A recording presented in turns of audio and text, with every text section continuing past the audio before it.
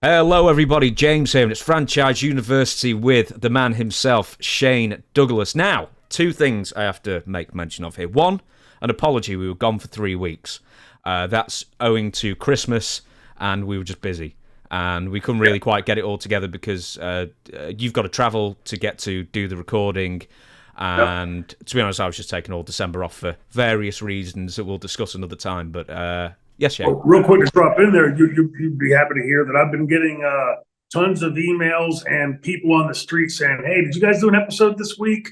I didn't see the episode," and so they're aware out there. Yes, so there's angry people out there, man. There's angry people who didn't get their weekly dose of the franchise. The second one is we've got a bit of a microphone issue. So for this episode, I'm very, very sorry. It's worse than it would normally be. We've had a malfunction in the junction. Technology-wise, the microphone's just not working. So hopefully for the next episode or the episode afterwards, we'll get all that sorted. But for now, Shane, we've been sat here talking about the Beach Boys and everything, Psycho and films and music and everything like that we always do beforehand for about 50 minutes beforehand. But you are going to be talking with me about news in the wrestling world for the last month or so, and you've been completely divorced from the business for a month, so some of this stuff you'll know, some of this stuff is going to be totally new to you to react to. So how come you've just been so just away from wrestling? Is it just time with family, enjoying it away?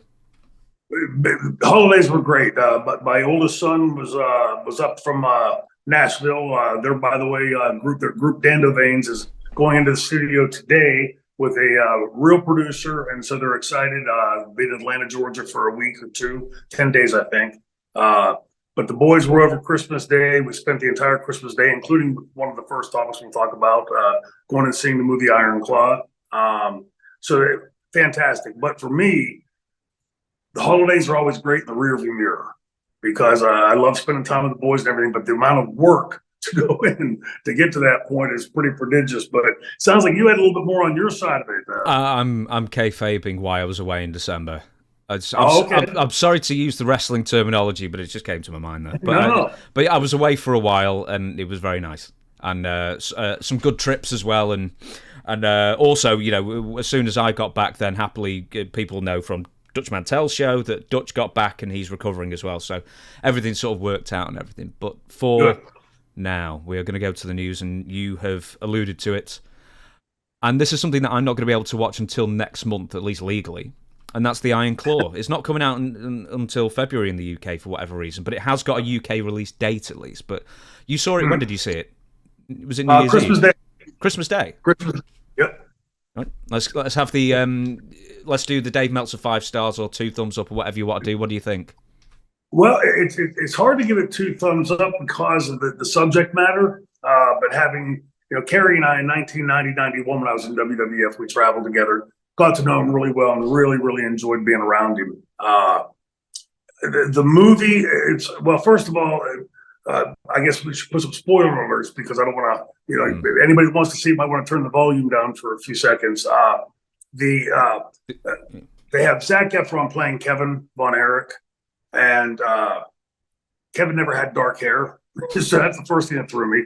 Second thing is Zac Efron is jacked in this movie. I mean, he's humongous, built more like Kerry, and Kevin was always in great shape, but always leaner and thinner and taller. So like the hair stuff, you sort of have to let yourself just go if you're that well versed in the Von Erichs. There is another spoiler alert. One of the brothers, Chris, is not even in the movie. Like they just sort of like written him out of the movie because I guess the studio said that another death would be too dour, I guess, too melancholy. But to me, that's the story, right? I mean, that's the whole point of the movie is that you're going to see. I remember the phrase "curse" being thrown around, then and now, and it's hard to look at that and not think that there's some kind of something bigger at work because, of course, you have Jack that died as a toddler, 2 years old, then. Of course, Chris and Mike and David, of course. I remember David vividly because that was right around the time I was starting to break into the business. And once in the business, I had always heard, as good as Kerry was, and I'll talk about that in a second, and Kevin, and the family in general, the impact they had on the business, that David was by far and away the best worker of them all, and died, quite young, over in Japan, of course, in '84. So the whole story, I think, is bereft of like any kind of really good time feeling. You're going to watch the movie because those of us that knew the Von Erichs, or the fans that knew of the Von Erichs and their impact on wrestling, and it was big. We're all well versed in the story. And the story really is sad. And I think it's a testament to Kevin, because Kevin was in and around all that and endured through all the same types of things that are alleged in the movie. But when he sold everything and moved to Hawaii to be able to have better control over the environs, people interacting with his kids, Ross and Marshall, I give him a lot of credit for that, because as they're breaking into the business, and I dealt with Kevin quite extensively. We were working on the promotion in Las Vegas because we wanted to use Ross and Marshall. And first of all, if Kevin's listening out there, thank you, because he put his trust in me that we would be looking out for them and taking care of them. We wanted to build on that Von Erich legacy. But the movie itself, as movies go, they've taken some creative license. Where Kerry shoots himself, why that even was changed. In the movie, it's right in front of the parents' house. In reality, he had gone up in the hills they had a massive ranch in Dallas. Little things like that. But to me, Zac Efron would have been much better suited because of the way he was built. And I mean, he is gigantic in this movie. And I understand he's a fairly small guy. He resembled in stature much more Kerry. But they did get into the movie about, and again, they glossed over it very quickly, about Kerry's foot being amputated. And I want to insert here for a second, because everybody I tell the story to, I urge anybody to go now, after they're done watching this episode, to go pull up Carrie Von Erich versus Mr. Perfect in 1990-91. Realize that he's working on basically a wooden foot that's in a neoprene sock, and watch him, how he moves around that ring. We've all heard the stories. Those of us that knew him could see it nightly, but the fans have all heard the story about what a stud he was, what a stallion of an athlete. And when you realize this is like pre all these incredible prostheses and things we have now because of these wars, realize that he's on an old wooden foot. I mean, this is like 1900s technology, and watch him move around that ring, and it's hard to believe that he's on one foot. It really is. It's just incredible what an athlete he was. But the movie itself got pretty deep into it. I understand that Kevin was involved with it. I've not been able to speak to him to know to what degree, but the movie doesn't gloss over any of that. As far as the imposing will of Fritz, deciding it's time for this one to be world champion over that one. Just the way he sort of ran. And the movie alludes, I didn't know Michael at all, but it alludes to Mike was more like a gentle soul, more of an artist type. And that his dad, Fritz, was really hard on him. And, it becomes a point of contention in the movie. Overall, though, again, you hate to give it 2 thumbs up because of the subject matter, but I thought the movie was well done. And having known Kerry, and of the family, and coming into the business at the time that all this is occurring, I think they do a pretty good job. But again, I can't understand why the studio would feel that one more death would be too much, because that is the story, right? That's the story to be conveyed.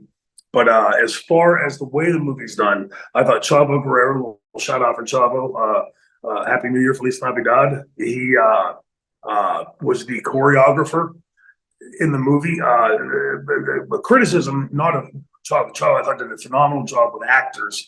I had done that for a play in Pittsburgh, and working with actors that have never done any of this stuff in the ring, you've got to keep it basic. And you really can't teach them how to be a wrestler. You can sort of rote into them, R-O-T-E, wrote into them these scenes that we have to do, and the actors in the play did quite well with it, and the guys in the movie, because Chavo, I think, did quite well with it. And Chavo plays an on-screen role as Sheik, which is sort of neat to see. For those purists of the wrestling fans out there, they're going to be disappointed in the Bruiser Brody character. The guy does a great job acting-wise, but he's way too small to be Bruiser Brody. Bruiser was a huge, gigantic man. But again, as far as the way the movie was done and the way it lays the story out, the actor that plays Fritz, it's eerie. He looks so much like him, built like him, and really had his mannerisms down in the ring. Fritz was more basic, but when you watch him on screen, you get the feeling that you're watching Fritz. The other actors, not so much, because again, like the physical differences and the features and things that they took liberties with. But again, like for those of us that knew the family, if you can put that off to the side and just allow yourself to go into that world and watch the movie, I thought the movie was very well done. Again, 2 thumbs up on the movie itself, 2 thumbs down on the just the awful impact it's had on that family, and I guess 2 thumbs up for Kevin. And I've met Marshall and Ross, spoke with them multiple times. 2 fine young men. I mean, really good young guys, and so it's like one of those things for us that knew the family. It's sort of sad watching. I think for me, I want to go back and watch it again though, because I was with my boys and a couple of my friends went, and during the movie they kept asking like, "Hey, is that accurate? Did that really happen?" And so I just want to be able to go back and watch it. I didn't miss anything, but I want to go back and I love watching a movie. I just want to be able to sit down and just watch it and go to it. But when it does come to England, definitely go see it, because it's a really well done movie, and I think it underscores, with all that gobbledygook I just mentioned about the liberties and the compressions and things, it is a very well done movie, and I think it does represent pretty accurately you could see how, after watching this movie, for those that are unfamiliar with the story, how somebody like Kevin could have just been swallowed up by it. And the fact that he didn't succumb to that, I think, is a testament to him as a man and as a father. The way he took care of Ross and Marshall and continues to. For me, that was the bright spot coming out of the movie. That they're still doing so well, and I think they're probably going to be having a hell of an impact on the business coming up soon, hopefully. Did you ever see Bohemian Rhapsody, the film? I did, yes. It's the way you've talked about it, the way other people have talked about it. It sounds to me as like, if you know the Queen story like I do so well, there seems to be a lot of really unnecessary changing of facts for creative license. And I never understood that. I mean, I understood when like Freddie Mercury told the rest of the band that he had AIDS at Live Aid, which he didn't. I mean, that happened in like 87 or something instead of 85. Yes. But there's other things that I didn't understand why they'd changed things up. But is the Iron Claw sort of the same thing in the sense of some changes have to be made for time constraints or creative license, whatever it is, but some of them are unnecessary? Yeah, I think, for instance, when they compress on Kerry's injury, they allude to it happening either in the ring or like he was getting ready to go ride his bike, and then they flash forward. He gets up in the morning, he's on crutches, and you don't see his bottom half, and then he comes out around the island in the kitchen, and it's gone, which was accurate. That the movie depicts that quite well as to where it was amputated, but I think somebody that is not intimately familiar with the story, I think would like to know what happened. They sort of leaves that open in the movie. But again, an hour and a half, 2 hour movie, whatever it was. The same thing with where Kerry committed suicide, and they couldn't put it in because Chris, of course, was taken up. My understanding was it was the same gun, which is again just sort of that crazy part. And just a little sidebar for Kerry, just to convey to the fans. Kerry was a great guy, really, really good guy, funny, self-deprecating. Knew the business very well, and he was a beast in the gym. I credit him with really getting me to look more like a main eventer, because you couldn't go to the gym with Kerry. And I mean, you were there for 45, 50 minutes, and I mean, you were going, pushing hard, heavy all the time. He, at one Christmas party, my ex-wife and I were at, and he had his wife Sandy there, and he introduced us 13 times to his wife.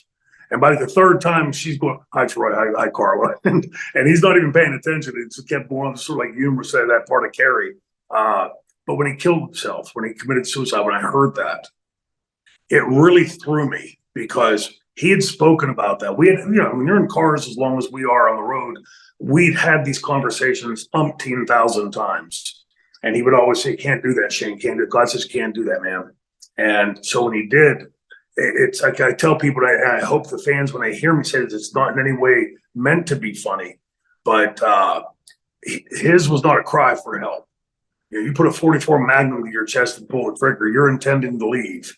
And the fact that he must have felt that hopeless, for any of my friends that have died by their own hand, there's so many fake friends in our business, but each of us have those close friends that we can intimate with. And it breaks my heart that Kerry didn't feel that he could have reached out to a myriad of people that I'm sure he was friends with over the years. And just again, knowing him, you sort of put yourself as best you can in that position and thinking that however bad it is, it can't be that bad.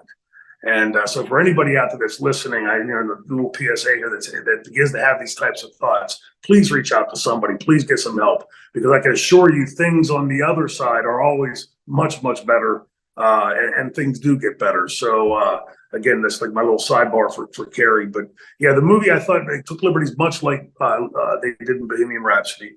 And some of them I don't understand why, like the glossing over the injury, how he was injured, putting him in front of the parents' house when, it could just easily been shot somewhere else, things like that. And I think the choices for the actors playing the roles, again, I know it's unfair because I knew the family, but it's for me, it was hard, like halfway through the movie, I kept telling myself, he's not Kerry, he's Kevin. I had to keep telling myself that. And just the final thing, the character that they chose, the actor that they chose to play Flair, I thought it was a very poor choice. Now, Flair is such an iconic, and we're going to be talking soon about Halloween Havoc. And we were watching a Ric Flair promo, and just wow, how great he was at that. The guy that plays him, it's almost like the director wanted to take a slap at Flair for some reason, because he doesn't convey Flair's gravitas, his mastery of it. And again, that's hard because he's such an iconic character. But again, for anybody out there that hasn't had the opportunity to see it yet, I would urge to go see it if you're a wrestling fan, because it really does underscore what that family went through. And, as you're walking out of the movie, ask yourself, do curses exist or don't they? Because it's hard to look at that and think that there isn't. It's just an incredible story that one family could go through that much. It really is good and bad. We were, as we were saying, we were talking about off air. We were talking about the Beach Boys and Brian Wilson, and various documentaries and whatever else. And we were talking about, he drove himself crazy with the pressure of trying to compete with the Beatles and stuff like that. And then I said, and I'm sure you knew as well, his dad Murray also used to beat the crap out of him and was not a nice father. And that can really, proven time and again, how much that can affect a child's development and growing up. Of course. Absolutely. Having said that, I'm going to bring this over to Fitz now. And Fritz, sorry. This is a big question. With everything you knew through Kerry talking about him, I imagine, and all the stories you've heard in the business, discounting what you've seen in the film because artistic license, was Fritz a bad guy? I've asked myself that 1,000 times after seeing the movie. I had met Fritz several times, but never had to work for him, or never did get the chance to work for him. The movie, at the very outset of the movie, again, spoiler alerts for people, it starts out during Fritz's career and how close he came to being world champion. And then as he's bringing his kids up into this business, he's, as a father, I remember hearing the story about Bruno and David San Martino. Bruno did not want David or any of his kids anywhere near the business. And when David finally basically told him, "I'm going to do it with or without you. Bruno said, okay, then you do everything I tell you, because he wanted to be not control David. He wanted to protect David from that.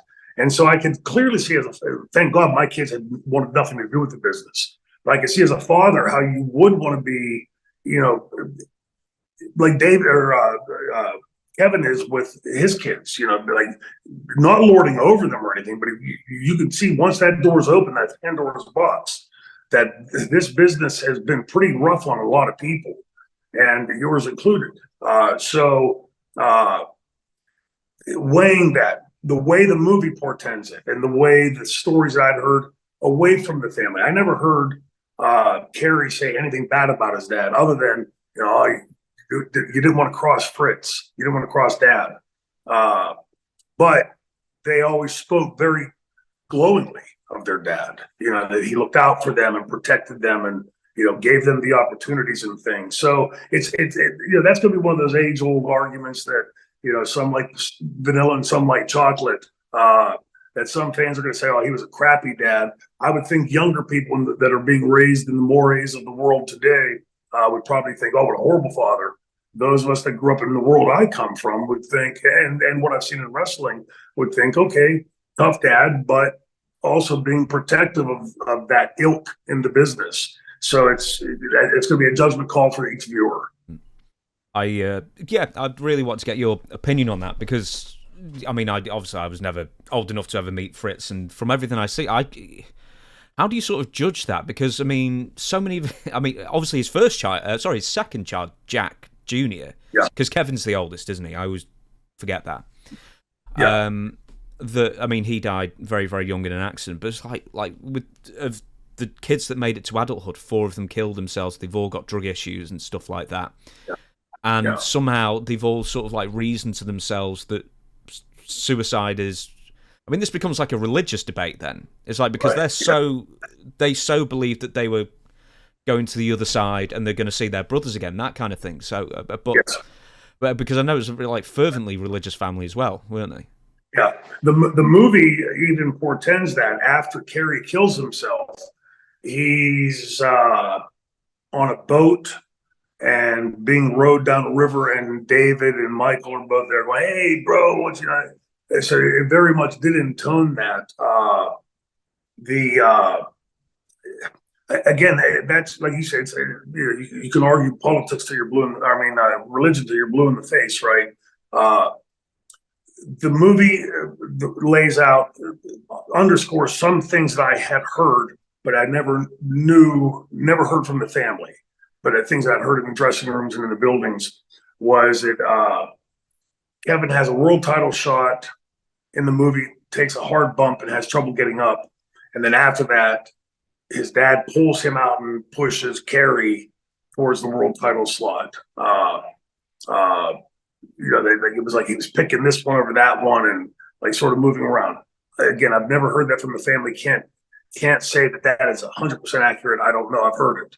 But again, my wrestling brain and then my father brain, I'm thinking like, if my kids were coming to the business, I would certainly want to position them, not just because of chronology, but which one is going to be most successful at this point. So again, it's one of those things. I would love to hear, and I'm sure he's probably spoken about it, what Kevin has said. Because I've always found Kevin to be a pretty straight shooter anytime I've had to speak with him with things, and that hasn't been a ton. But I would like to get Kevin's take on that and hear if he's spoken about that publicly, because again, it's your father, right? We only know what we know. Another thing I think that needs to be added in there, the way you had just set it up, is that in Dallas, because this family, the wrestling organization, world class, and everything they were doing, they were like bona fide rock stars in Dallas, in that area, and in Texas. So there was a lot of leeway given to them that probably would have been given to somebody else's kid. And Kerry included. My understanding from Kerry was that he had explained the pills, because we'd be in the car and I would say to him, Kerry, got to be careful with those. We know what happens with that. And he would say, oh, and when he realized I knew his foot was gone, because he would never undress near any of the boys. We would drive the building together. We'd walk into the building, and Kerry would always go some opposite way away from the dressing room. And you get in the dressing room, you drop your bag, you say hello to everybody, you settle in. It's probably 45 minutes to an hour before you're really done, dressed, gear, ready to go. Kerry would go around the corner and seemingly, like in less than 5 minutes, come into the dressing room and he'd be completely dressed. He's just in blue jeans and a polo shirt or something. Now he's in all of his gear. And to this day, I don't know how he did that. But it seemed to me that because the argument then was it's fused, it's gone, it's fused, it's amputated. And I always thought, if he doesn't want to talk about that, it's not my point to pry. And when like I said, we roomed together quite often. I would always make noise at the door coming in, and he would always be covered up. We were in Los Angeles, and I had gone, and my brother worked in Hollywood. I went and did a reading for a role, a woman named Boots Hart, whose father had done 20,000 Leagues Under the Sea. We went and ate, and afterwards came back, and I made the typical noise at the door. And when I opened the door, I froze because there was the stump hanging off the bed. So I closed the door quietly again, made noise again 2 or 3 times. It finally went to the bathroom and made some noise, and he covered up. Once he realized I knew his foot was gone, we had a lot of discussions about that because of the pills.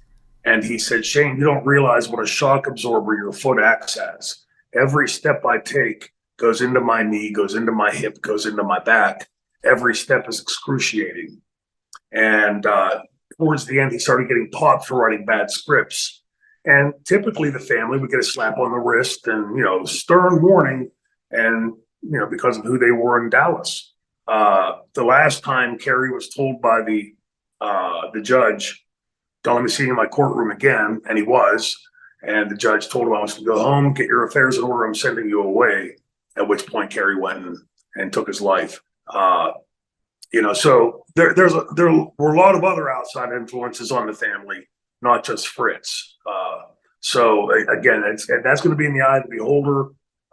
Each person that watches is going to come away with something different. And I'm sure there'll be some fans out there based on the movie that'll think Fritz was a devil.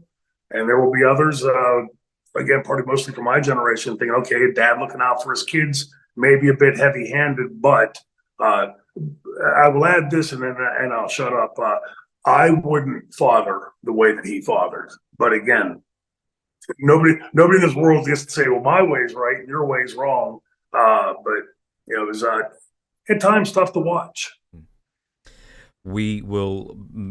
I was going to shut the podcast down now. We've talked about the Iron Club. No, that's right. We've got plenty of time for lots more news. This was one of the biggest pieces of news of the last month or so, but it's quite old news as we're recording this now. Yep. Is that Tammy Sytch was sentenced to 17.6 years. And because she's in Florida, she must do at least 85% of her time before she's eligible for parole. And I'm sure everybody knows the story. I'm going to very quickly just rattle through it because, I've read it so many times before, but March 2022, Tammy Sytch, almost 4 times over the legal limit for blood alcohol, crashed a sedan in a high rate speed into Julian Lasseter 75's car, Daytona Beach, kills him, injures 3 people in the car in front of Julian Lasseter's car as well. I believe she was driving. I think she gave the excuse something to do with she was getting ingredients for tacos or something like that. Anyway, that was the excuse she gave. She ends up getting arrested quite a few weeks afterwards, and then she gets her bail revoked on May 13th. And what else should I add? Yes. So, did you see any of the actual judgment itself? Because it was all live streamed. Yes. In fact, you can imagine that my phone started, going crazy. Everybody, hey, you're watching this. And everything you said is the way I understand it. I don't want to in any way give anybody to misunderstand what I'm saying. I'm not giving Tammy a get out of jail free card.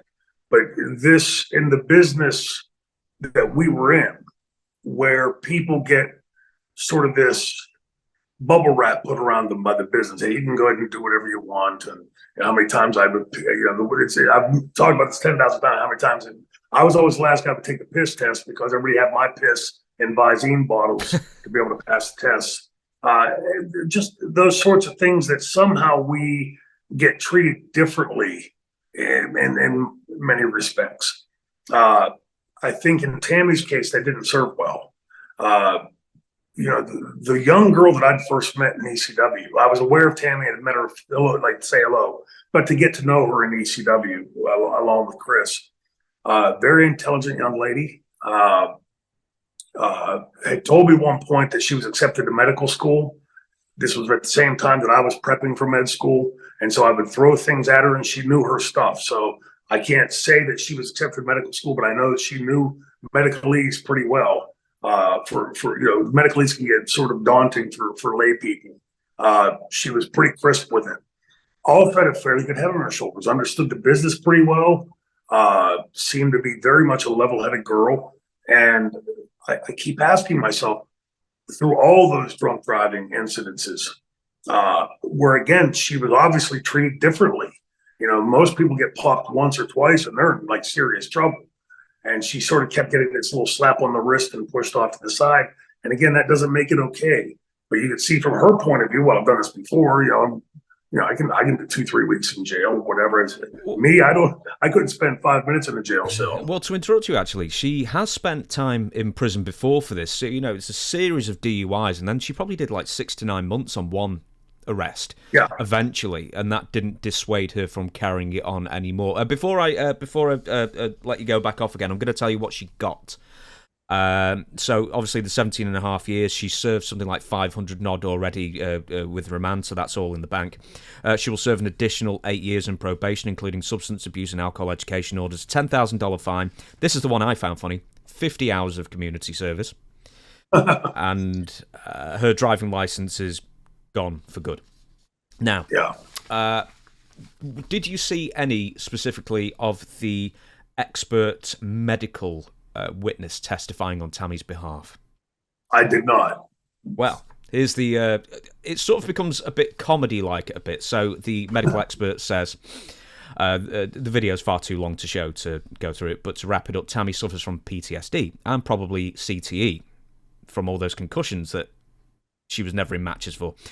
And then symptoms of bipolar disorder and various dissociative episodes, and of course borderline personality disorder. Now, after the medical examiner who was brought in to testify on Tammy's behalf is grilled by the prosecution basically says, how do you know all this? I mean, have you got any proof? And it's like, and then, Tammy filled in a questionnaire.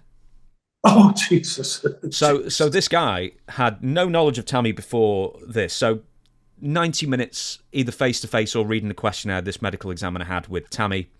And then the prosecution said, well, where are the MRIs and brain scans to prove the history of Tammy's physical issues, including CTE? I mean, you can't, with CTE, you can't definitively prove it, but, a history of head injuries and stuff. And the medical guy couldn't provide anything. Incredible, yeah. So that's wild. Yeah. If you've ever been in a courtroom at all,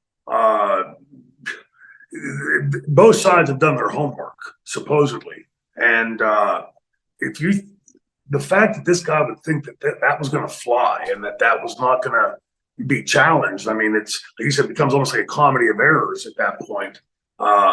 And I think then to the court in general, it just looks really bad.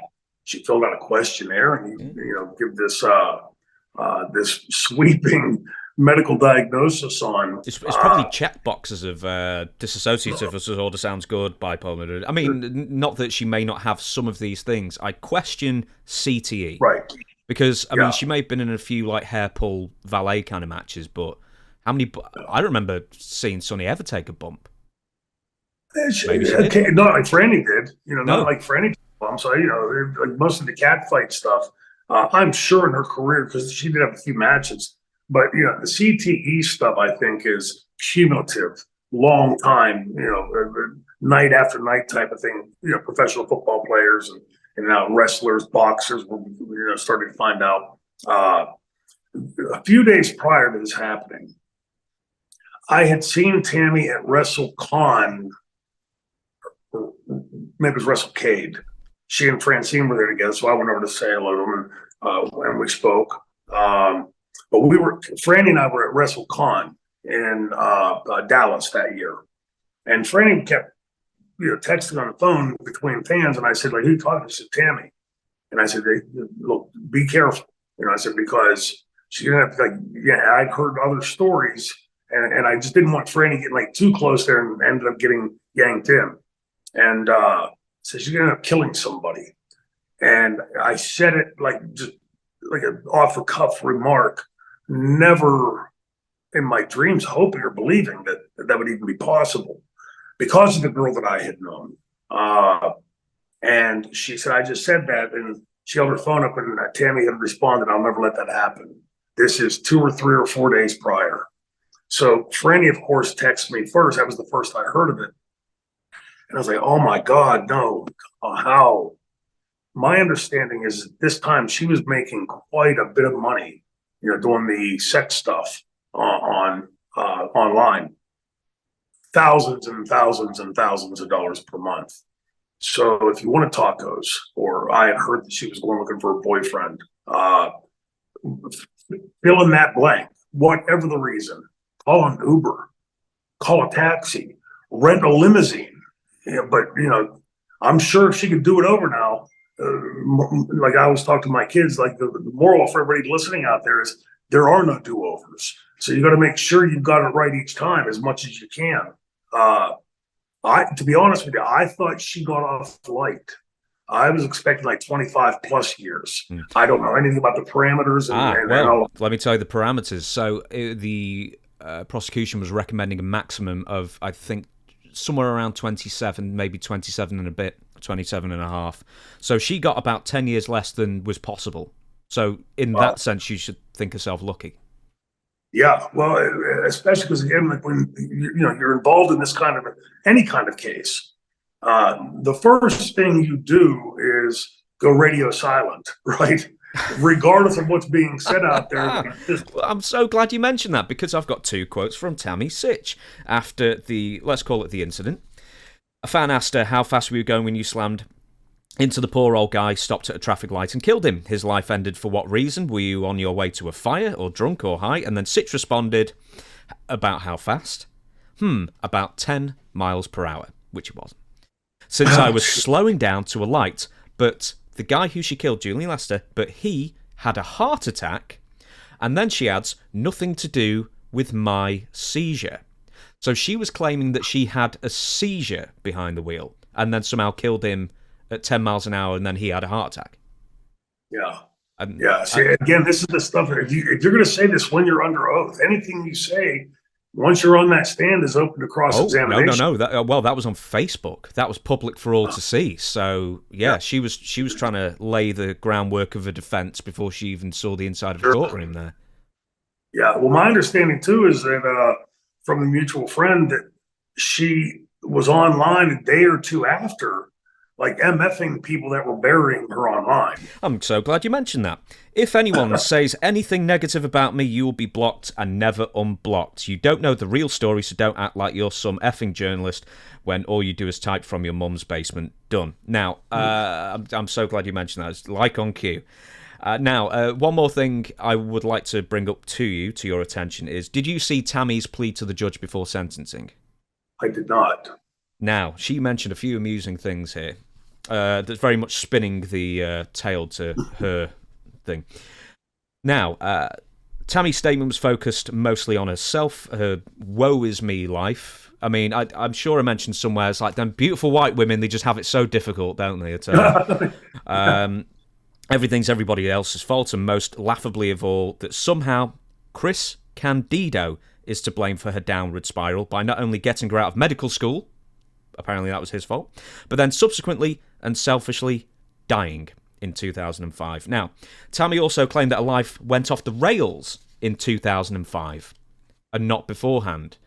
That she said in court, and I mean, you know the story of Tammy. I mean, she was fired from the WWF in 98 for drugs, ECW in 1999. At least partially for drugs. I know she was suspended or something like that. And then WCW, I think she was let go for drugs as well. So she's completely changing the timeline to fit basically a real-life tragedy of Chris Candido to her benefit. Yeah, look, I guess we're in that position. you got to try to throw whatever crap to the wall and see what sticks, right? Mm. But it seemingly has worked in some degree, because they were looking for 27 years and she got 10 less. Look, I say this all the time. I don't ever want to hurt myself in a car accident or anybody in the car with me, but I sure as hell even less want to hurt anybody else.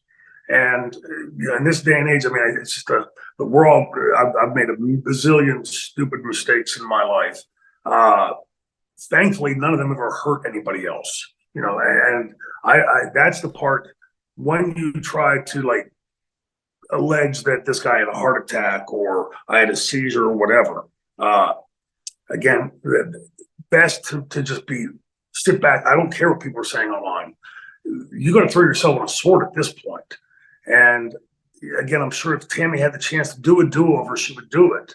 Unfortunately, that opportunity doesn't exist, and there's another human being dead because of it, and other people injured because of just after all those other DUIs. Like you said, that didn't teach you a lesson. Well, you put me in a jail cell for 5 minutes, that would cure me of whatever you're yelling at me about. So it's just a tragedy all around. It's a tragedy this family will never be able to undo. She will at some point, if it's 85%, I don't know how old Tammy is now, but she'll be near her 70s. And she's about 50 now, so if she gets out, she'd be about 65 if she did the whole bid, 66, something like that. So, I mean, the business has now gone behind. But I hope if Tammy hears this, I hope she hears what I'm saying with this.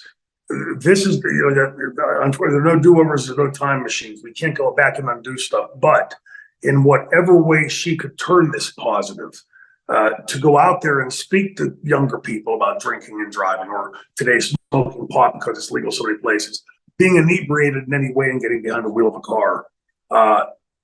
I always tell my kids, think of the worst thing that can happen and assume it will, and then do everything you can to avoid that. Because,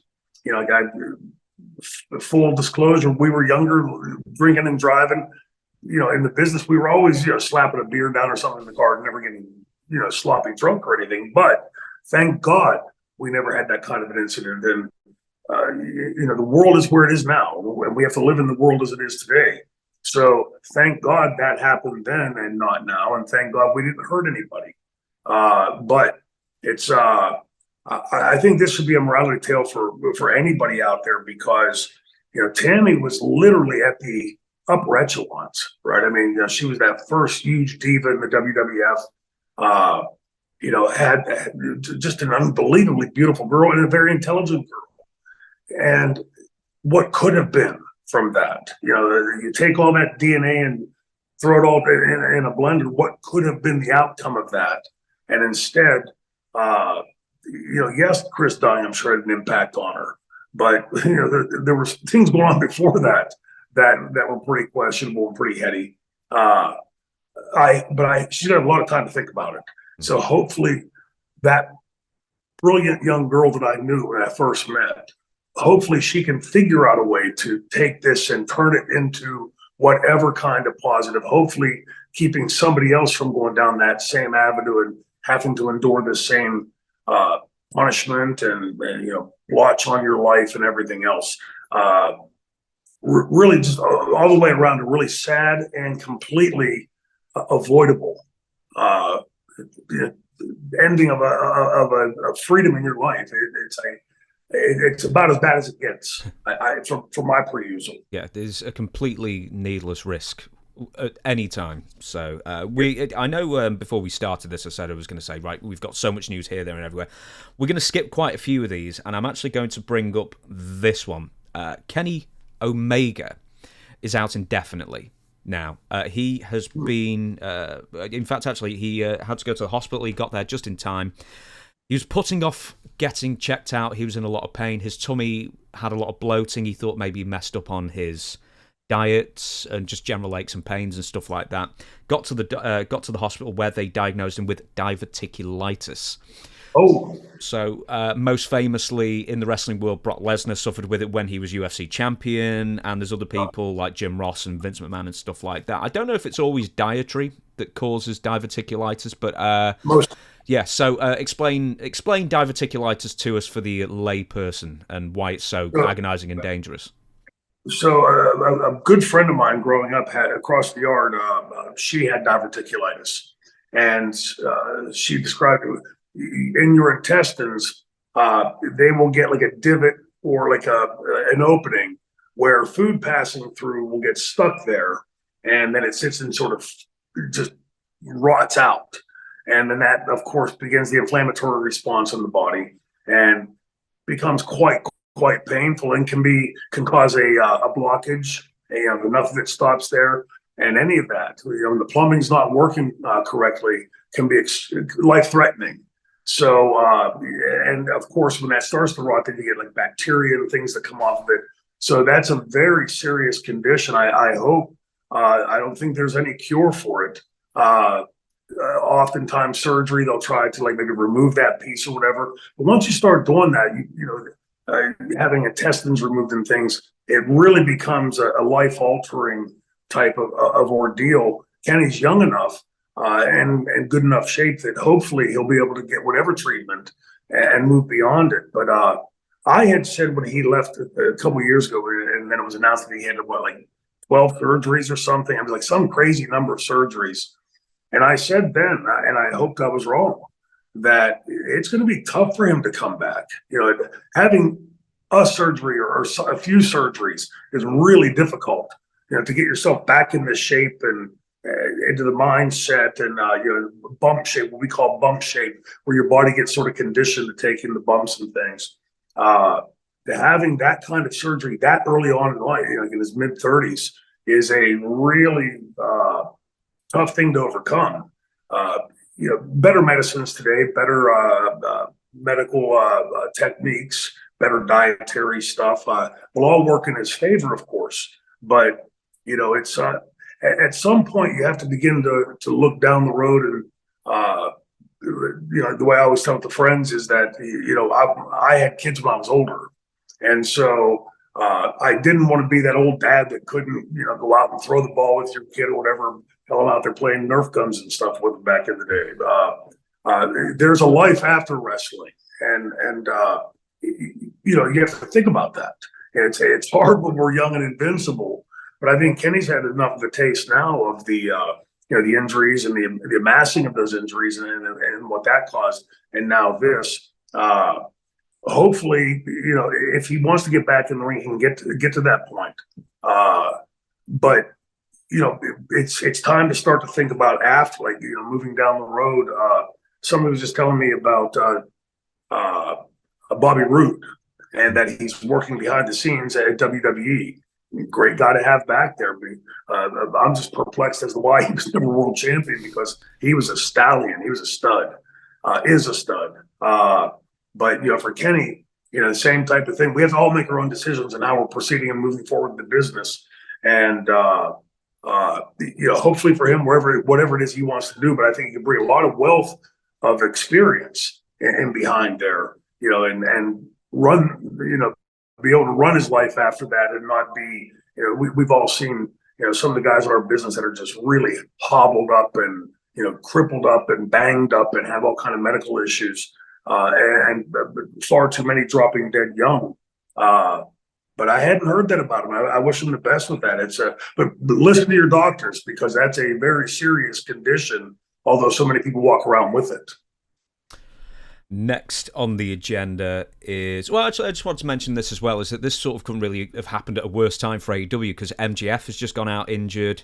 Adam Cole, who's just been revealed as like the main heel of AEW, is still injured and will be for quite a few months, apparently. Daniel Bryan's injured, even though he's still wrestling. Kenny Omega's now out. Chris Jericho, fans, with recent allegations and stuff like that have come out, been pointed to him, let's say. That we don't know if he's going to be accepted in the main event at any point soon. Well, I'm going to leave the Chris Jericho stuff because there's very little to actually go on, so we'll sort of wait for if there are any more accusations or if there's a pattern of stuff like that. We'll leave that there for now. Killer Khan, which I told you about this beforehand, and I don't know if it's my accent that you just can't hear me say K or whatever, but I think, what do you think I'm saying, like Gilly or something? Yeah, I thought you were saying Gilly Khan, like you're like a sister or something to Tony Khan or maybe Nick Khan. Gillian Khan. No, it's the father of Tony Khan, Killer Khan.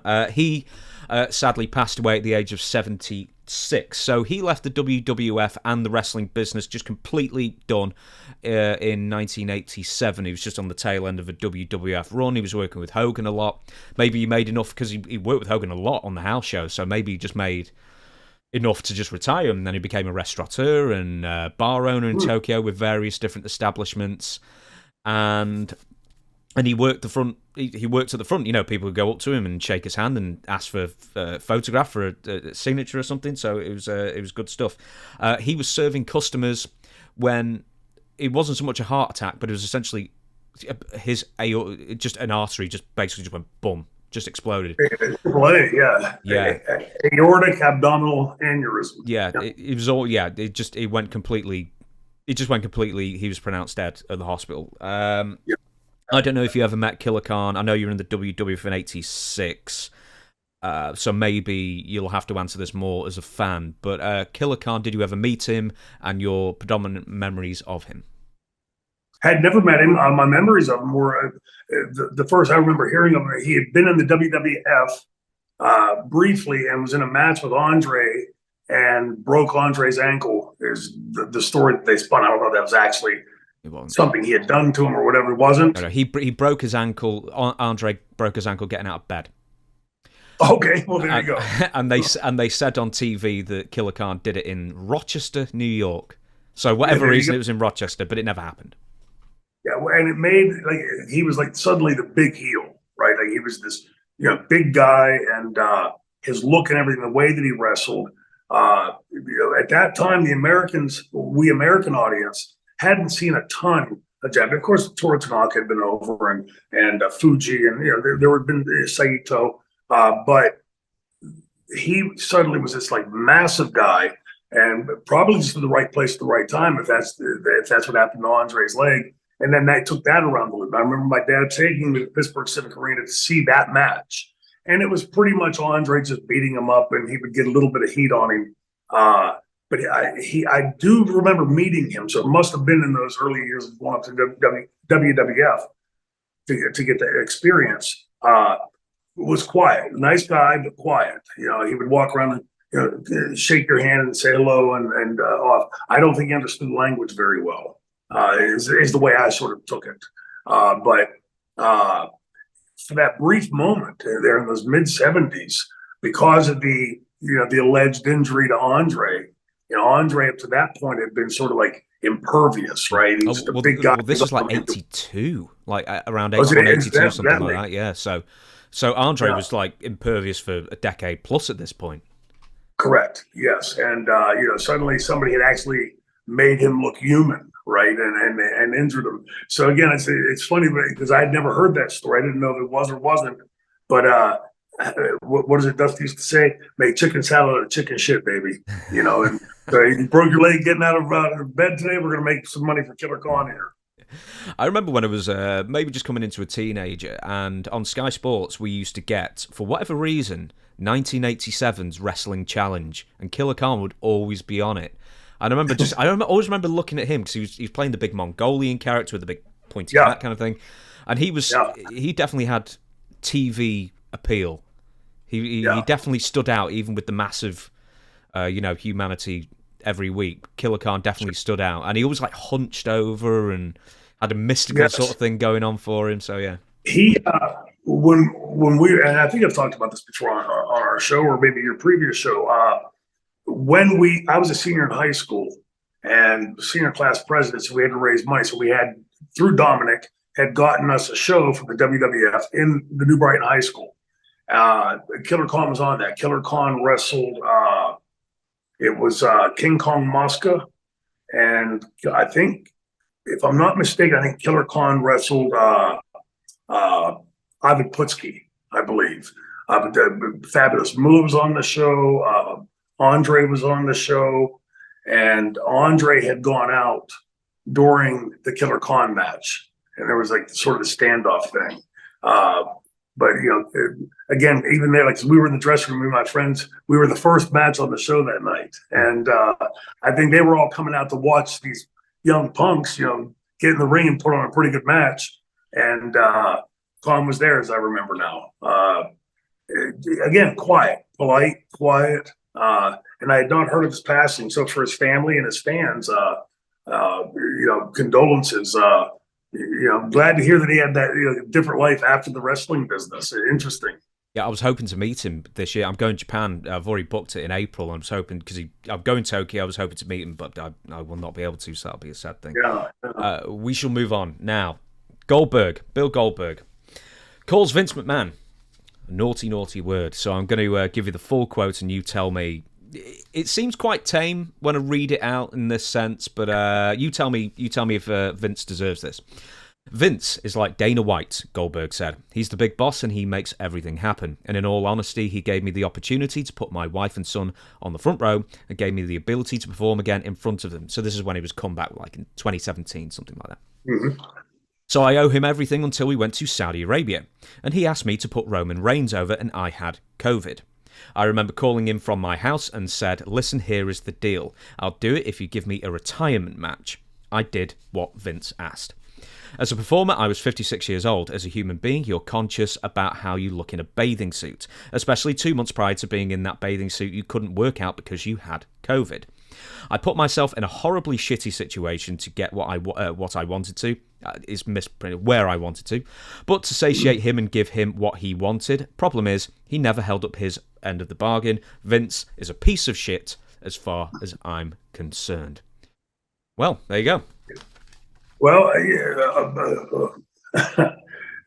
I'm surprised a bit because Bill rarely talks that way. Like when he's speaking publicly about somebody, he's really polite. But I think he puts that in context quite well, right? A guy that's the whole character was based off of body. Suddenly you're putting yourself out there at a point where you probably shouldn't be. But the part about Vince not reciprocating the deal, big shocker. I mean, how many? You could just take that segment out and plug that into like 99% of the other interviews that people doing about Vince. My thinking on Vince is like when I saw the stuff from Endeavor, and you and I had spoken the last time we recorded, is I was surprised they cut him loose that quickly. My belief in this, people that I've spoken to, is that everybody's of the belief that something is going to come of this FBI investigation. It's without getting into the politics and stuff, the FBI is sort of like way out on the limb over here right now with the public sentiment. And where the world is and the stuff that we know. Like when I found out that, after Vince had allegedly paid the money back, basically stealing from the company and then paying it back. It's good the money's back in the company. That makes the ledger right, but you stole from a publicly traded company.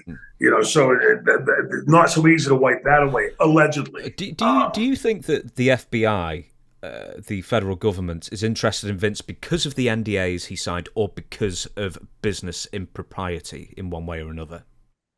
Part of the NDAs, probably the fact that there's a relationship with a certain other former president, probably all the above. But I think the biggest part is, certainly equaled all of those things, is when he won the case, the steroid trial.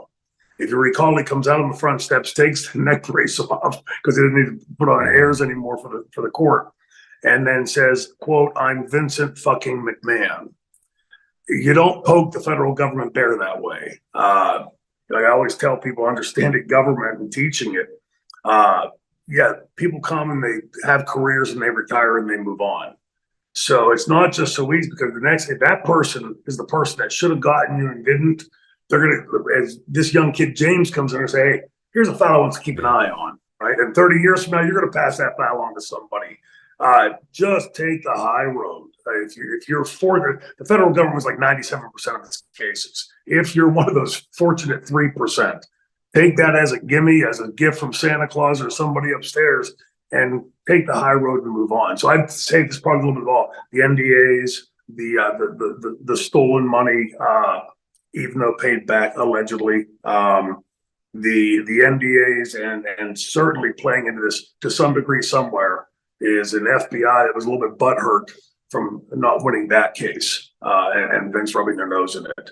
But yeah, the people that I'm speaking to are of the school belief that something will be coming of that.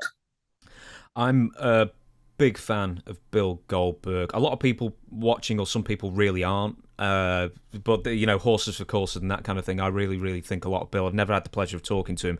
You've spent a good nearly 2 years in WCW with him. I'm sure you talked to him and wrestled him, in fact, many times. From what you know about Bill, does he take the business too personally? Because he seems to really, even in his late 50s now, something that happens in the wrestling business, it really seems to get him right in the heart, and he has a, he can't, in the sense of, when you say take the high road, I'm not saying take the high road, but he can't ignore it. He has to, he takes it personally. Bill's a great guy. I have nothing but good things to say about Bill. When I wrestled him one time, we were in the ring one time together there, he came to me and, said, what do you got a couple ideas, and he starts to open up on those ideas, and he stopped himself and he said, I'm sorry, I'm talking to Shane Douglas. He said, I'll listen to you. Something along those lines. And so I really respected that. Bill, my take on Bill is two things here I think that need to play in. Bill is very much a hard on sleeve type of guy. He does take things personally. And I think the reason he does is because everything he does is to the umpteenth degree. He wants to be as good at that as he can be. He came into our business quite late. I guess the story goes after Kevin had seen him bouncing somewhere, Kevin Nash. And when you come into those dressing rooms, I don't care how big and tough and physically imposing you are. When you're young in that dressing room, you're very well aware, unless you're delusional, of what you don't know. When you're watching these other guys go out there and have these easy, what seemingly looks really, really easy matches, effortless looking, and so I think he was always trying to live up to that. He'd come from this great football career, and coming into the dressing room where he's really not well versed at all in. I always found Bill to be incredibly respectful, personable, never off-putting or nose in the air type. So I have nothing bad to say about him. The fact that he said that, I think he did, newsflash, promoters lie, and promoters named Vince McMahon lie proficiently. I'm surprised that he's saying it out loud, because it's sort of like we chuckle at it when we hear that, because it's almost quaint, right? That he expected him to live up to it. But yeah, I think that's probably why Bill went public, and he realized, I like how he thanked Vince and said, "Hey, you gave me the opportunity to wrestle in front of my son and my wife." And then lowers the boom, a lot more tactfully than other people I know would do it, right? But yeah, I've got nothing but good things to say about Bill, and I know that a lot of people, fans in our business, have certain opinions, and people in the business have certain opinions. I've never had cause to say anything bad about Bill. I've always found him to be professional, respectful, polite, personable. So it's just sort of funny, like, for me to hear like the Bill that I know. If you'd have told me like what person and gave me a list of 10 names said this, Bill would probably have been the last person I picked on that list. But yeah, it's again, it's a little sad epitaph here. The fact that we hear this so often, when I first started going public with stuff like that, people were like, "Oh, you're get your balls cut." People were like, I don't care. I've always tried to speak truthfully to stuff, and for better for look, if you dislike me because I say the truth, then sorry, I don't know what to tell you. In my business, there's far too many guys that come out. "Oh, he's a great guy. What do you call me? He's a fantastic guy. He's a great guy." And then something happens. Then they go, "Oh, there was the famous story about at least infamous in Pittsburgh, Mark Madden, who had been a big Ric Flair fan, right? Nate, called Nate this, Nate that. I said, look, Mark, I'm not telling you who to have friends, be friends with, whatever. I'm just telling you, he will stab you in the back the first chance he needs to. And oh no, not Nate, not Nate. Well, then we had that whole falling out, right? It took 30 years, but it came out. Leopards can't change their spots, zebras don't change their stripes, and it's common. But now, after all these years, you hear this repeatedly from people, right? Both about Flair and now about Vince. And I don't think that's just can't all be sour grapes, right? There's this litany, almost routine thing that happens, and then you hear the stories. This screw might be turned a little different, or that nail might not be there, but it's the same wall built, right? It's the same story over and over again, and I think that speaks volumes. Next on, and I don't know if you ever even talked to this chap, because it seems that so many people never did. Lance Storm told a story very recently that when he went back to WWE for a few months just before COVID hit, he was doing the backstage producer agent role. And he said that even though he heard this next fellow on his headset occasionally, he never met Kevin Dunn, the director, producer, basically the second most important person in WWE, WWF for the best part of 40 years now. So Kevin Dunn is officially done with WWE as of 31st of December. Now we can talk about the politics of why he may be gone or why otherwise, but we don't know. So there was a memo sent out by Nick Khan saying after 40 years, Kevin Dunn helped build WWE, etc. He joined before WrestleMania 1. There's stuff about other kids his age were playing Pac-Man, and Kevin Dunn was, working on the road and breaking his back to help build our company, and just how grateful officially the WWE and everybody else is to have Kevin Dunn for that many years, and now he's riding off into the sunset. First off, any memories at all of Kevin Dunn that you know of? Did you actually speak to him at all? Worked with him, yes. Yeah. Oh, really? Yeah, he seems like almost like a mythical figure that barely anyone ever saw backstage, but maybe in the mid-90s he was a bit more personable. Well, I wouldn't go that far. He was when I was there as Dean Douglas, and I'm sure I met him. What was his first year? You say 91? His first year was before WrestleMania 1, so 84, I think. Yeah. Okay. I was saying that in my memory, it seems that I remember him being around in 90 when I was there, 90, 91. Yeah, he will be. But when we were launching the Dean Douglas character, if you recall, I told you that for the first several months, I was just going to the studio on Sundays and recording video vignettes. And he was one of the people that when Vince had walked out of the room, said he liked the way that I had done that last one better, as everybody in the room did that day. And that's 199%. Every single person, hair, makeup, lights, cameras, Jim Ross, Michael Hayes, Stan Lane, Mike Dunn, Kevin Dunn. They were all there. Also the same thing. And as soon as Vince came in, we review Vince.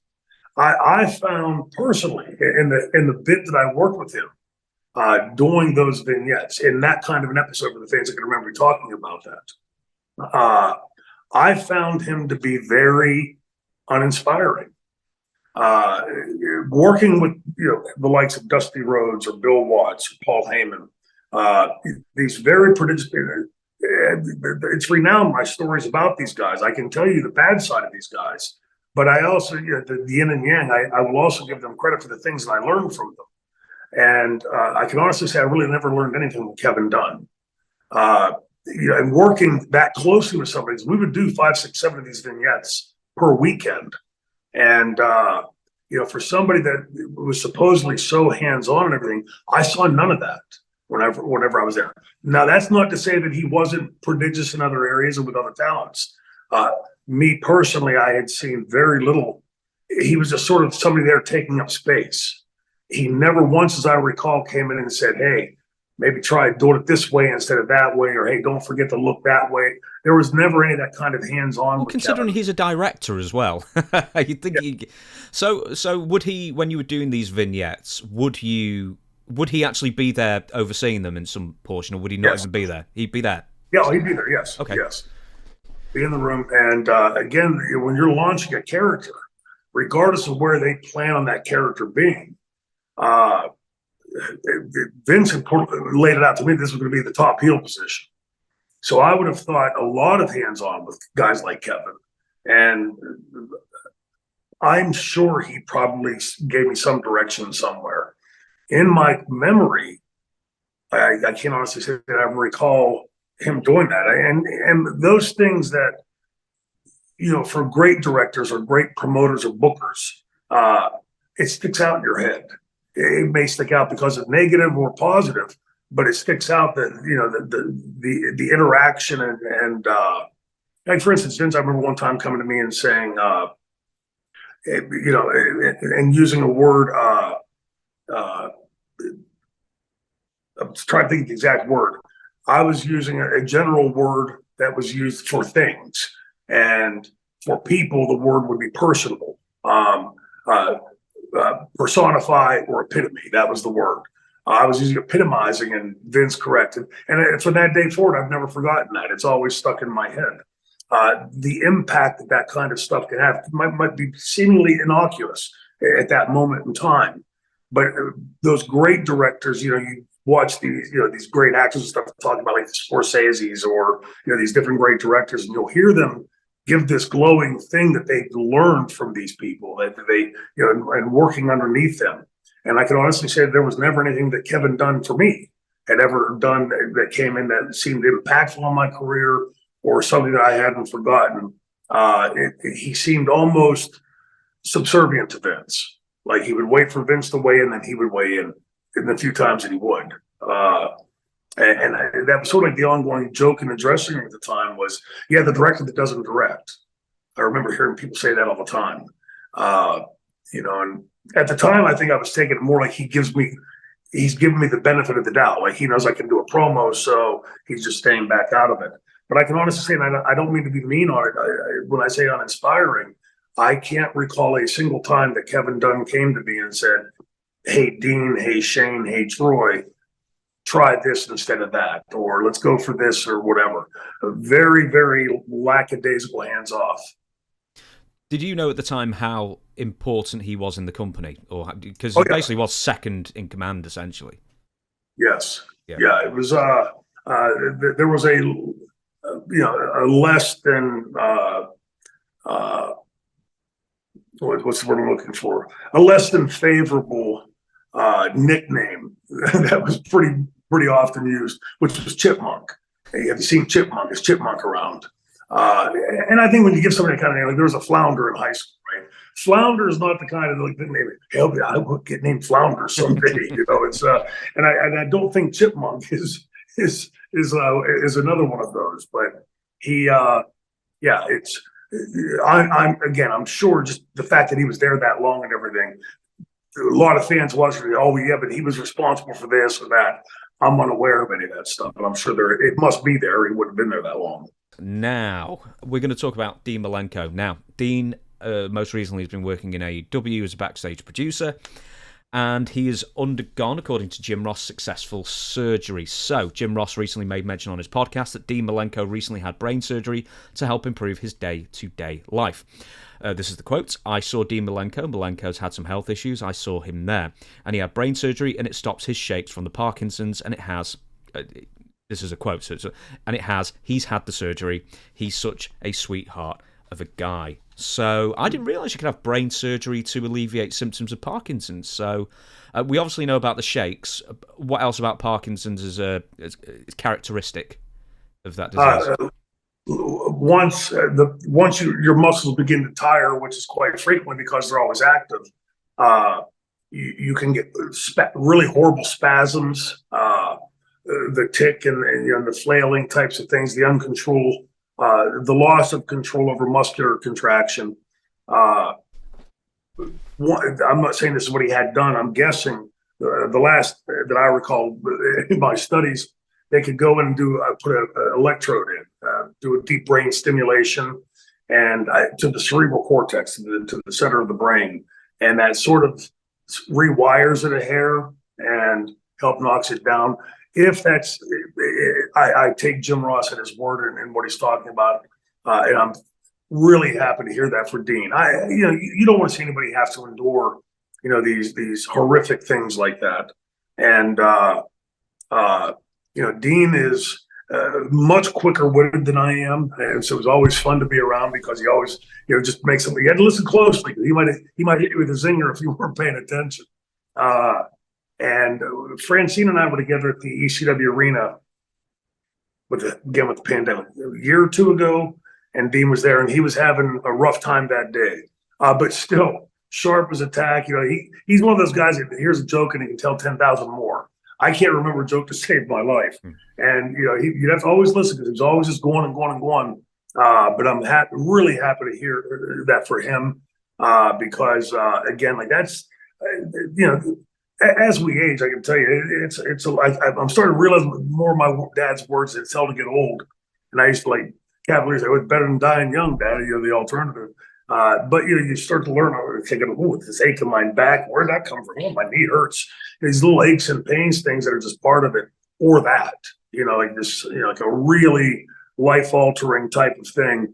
And I'm guessing that from the time that I was studying and prepping for med school, that they probably come up with a world more of therapies and therapeutics for that. So I have to give him a call. I didn't know that he had that. I'll check in with him and let our fans know because he, good guy, and he's been one of those guys that's been around in the backstage areas like WWF, WWE, short while WCW, now AEW. Glad to hear from Dean. Reach out to him and find out. Hell of a nice New Year's present. Yes, Ross also further added, so if you can add to this, Dean is one of those unsung guys that's such an MVP at AEW because of his guidance, his coaching.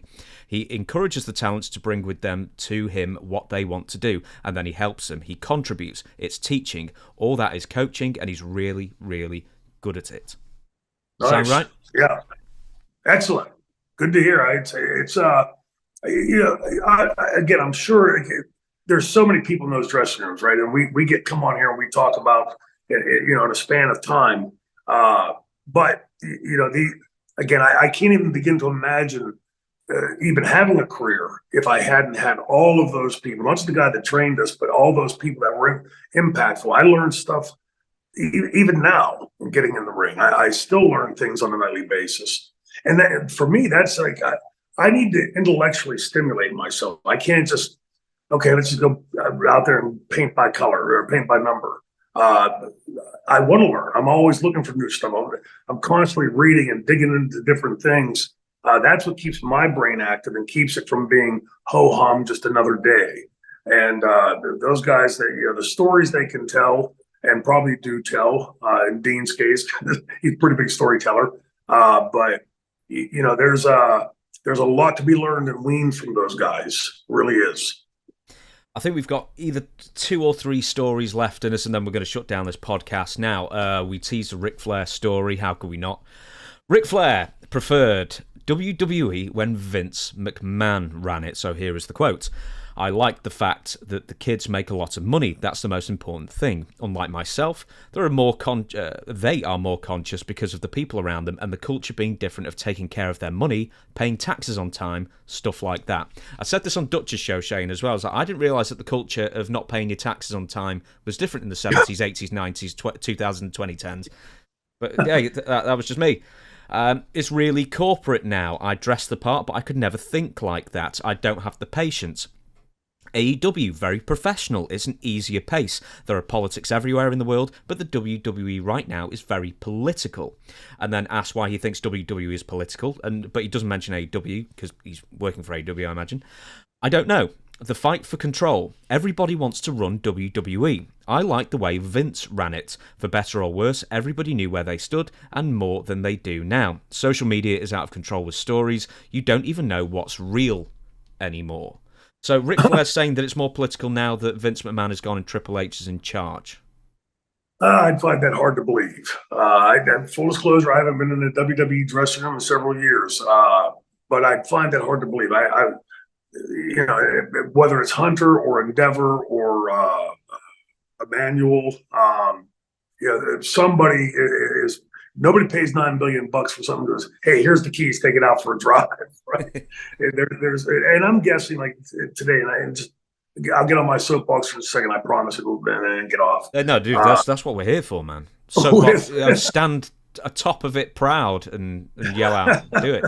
I stand behind everything I was saying on. But last year there was an incident at school with my son.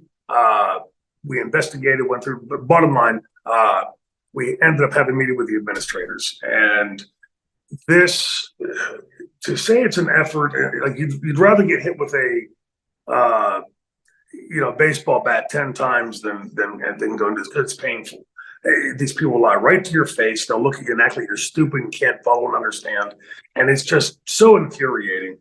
And so at one point I looked at them because my ex-wife had said something in the meeting about them talking to our son privately about anything disciplinary, and said, we're both educators. We're not trying to make anybody's job harder, but it seems like when he talks to you, he says one thing and then something else happens. So we don't want you guys talking to him unless one or both of us are here. And a few seconds later, the principal tried to get cute, I guess, and said, well, we understand, but there may be times I went, like, we'll stop it right there. I said, maybe you didn't understand, so I'll clarify for you. She just told you that you don't have her permission to talk to our son pertaining to anything disciplinary unless she or I or both, she's here, I'm here, or we're both here. And I said, I want to point out to you your mission statement. I love doing this because none of these places, they write all this ethereal. We're going to shit unicorns and rainbows, and it's going to be perfect, and we're going to run the perfect organization. I said, I want you and you to go back and read your mission statement. She's had nothing to do with that mission statement. I want the three of you to read your mission statement and then look us in the face and tell us that you've abided by your mission statement, lived up to your mission statement to our son. All of a sudden, three blank stares like, oh, how's it go about the mission statement, right? That all these places live and die by. And I'm sure Endeavor has their mission statement. I'm sure WWE has theirs, and every other one out there today. And I'm here to tell everybody out there that not a single one of them live up to it. It's just words on a page. It's a bunch of mumbo jumbo blowhard bullshit. And but you can strangle them with it because they put it on the paper. When you put the mission statement down, that's their philosophy, supposedly. Nothing better than choking somebody with their own words. I don't know how to follow up with that then. Rick, it's all about politics, I guess, but yeah, as you said, you weren't really in the locker room. You've not been in the locker room for a while, so you don't know the culture since Triple H. I can only imagine. Yeah, I can only imagine. But look, I think you nailed hit the nail right on the head. Rick is now working with AEW, so suddenly the politics are better in AEW. No. And next week when he goes back to WWE, they'd be better there. It's just like every Intercontinental Champion is the greatest Intercontinental Champion. Of course it is. We may end up on this one because this is quite amusing. I always like when two wrestlers long retired just have a beef with each other after 25 years and they start airing it on social media. So it always makes me laugh. It's just, yeah. So this one is Booker T has been threatening a defamation lawsuit against Ahmed Johnson. So last year, apparently the latter, Ahmed Johnson, tried to spread false narratives about his time in prison, his being Booker T's. While speaking on a podcast, Ahmed Johnson challenged Booker T to a debate after all their issues. He also claimed that he might reveal an alleged secret about Booker T's time in jail if Booker T keeps insulting him. So, here's a quote. I would love to come on the show, this is Ahmed Johnson talking about, I think, and have a debate with him, or whatever they call it. I'm all game for that. Come on, podcast people. Let's say that we got to say, let's get it settled once and for all, either way, once or another. I can barely read this. It's grey on black. Anyway, so Ahmed Johnson and Booker T, for whatever reason, have been having a beef since apparently around the year 2000. Did you have any idea about this? Zero. None. I mean, I'm the guy that's in the business that sort of sleeps under a rock, I guess. Man, it's Ahmed Johnson. Specific. I know you were in the WWF very briefly crossover when Ahmed came in, but you were in WCW with him in 2000 when he was Big T. Any real memories of hanging about Ahmed Johnson? Not hanging out with him so much. I did run into him at a show out in California last year, and we had a good long talk, probably the most I've ever spoken with him. But it was more about like family stuff, that kind of thing. It was, not much about the business. I think when he came, because I had that brief time with him in the ring in WWF in '95 as Dean Douglas, and we had talked briefly about that when I saw him last year, because I'd been public about it, had spoken publicly about it many times about how hard it was to work with him. And, with the things that he had told me last year, that he was being told, it's supposed to be like a job match. And, well, it's not supposed to be a job match. You've got two named guys. So this is what he's telling me. I wanted to fly on the wall at the time, but that would be very indicative of what old school promoters would do. They would come in and say, "Hey, James, I thought you and Shane got along." And he's, of course, say, "Well, we do. We get along great." He goes, "Well, you didn't hear from me, but he was talking shit on you over there on this other podcast." And they do that because then once you start bickering amongst yourselves, you're not going to go, "Hey, Vince, we want more money. We're doing a good job here." So that wouldn't have surprised me if they told him that. Plus, he was fairly new to the business at that time. Again, like I mentioned about Bill earlier, Goldberg. He was fairly new to the business and hadn't been, in that. Around the business, and all the acumen and all the things that go on that you learn over years of being around the business. But yeah, I was completely unaware of any issues with him and Booker. I just a little sidebar is I think I know Booker much better. Book's always been fairly open book, no pun intended. I have a tendency to believe what he says. So, Booker and I have always got along great. And not that Ahmed and I didn't. It's just, I think, and suddenly, it's like you said, all these years later, suddenly coming to light, and then these allegations, well, I'll bring this secret out or that secret. I'd be curious to hear what the secret is, because, and if it was something that Booker hadn't spoken about, I'd be surprised. What was if there was one, a rep with Ahmed in WCW in 2000? Because he was only there briefly, so I don't even know if you remember what he was doing there. Him and Booker T were fighting over the name T. So he was Big T and Booker T was Booker T, and they had some legal fight over the name T that Ahmed won, and then Booker T couldn't be Booker T anymore. It was the worst storyline of that week. Yeah. So it's just a storyline, not really a legal thing. Oh, no, yeah, no, of course, yeah. Okay. Yeah, it's strange. Yeah. Was there any rep or any memories of him in WCW, or was he just gone so quick that you'd barely remember him? In and out, yeah. At that time in WCW, I've tried to convey this before, there was so much lunatics running the asylum, that when you got to the building, like you'd have your buddies that you would sort of dress with and talk to and stuff. But yeah, you sort of ended up walking around with blinders on because it was just so chaotic. It seemingly changed taping to taping as to who was in charge. It might be this person today. It might be that person next time we get here. This person might be fired or brought back. I mean, it really was this, comedy of errors. Like I've said before, there's a reason that management business schools, MBA schools, talk about WCW and how not to run a company.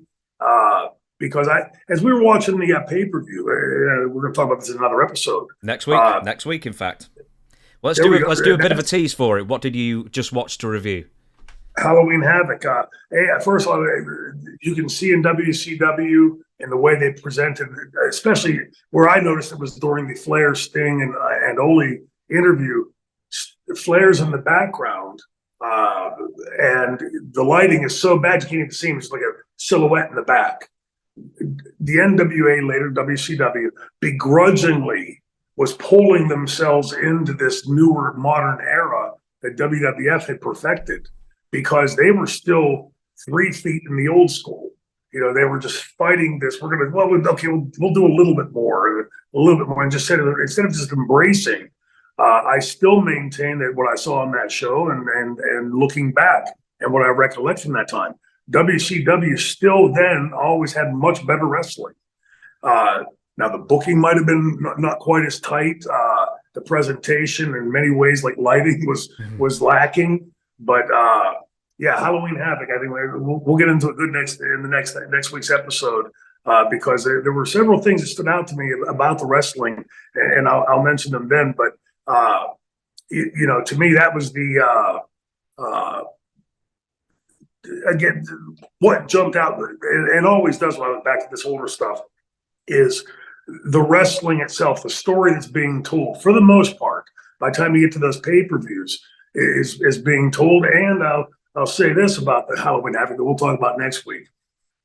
It really underscores how crazy it is that the franchise became this heel that they love to hate in Philadelphia, because boy, it's a rough crowd in Philadelphia for the Dynamic Dudes. Boy, I tell you, man.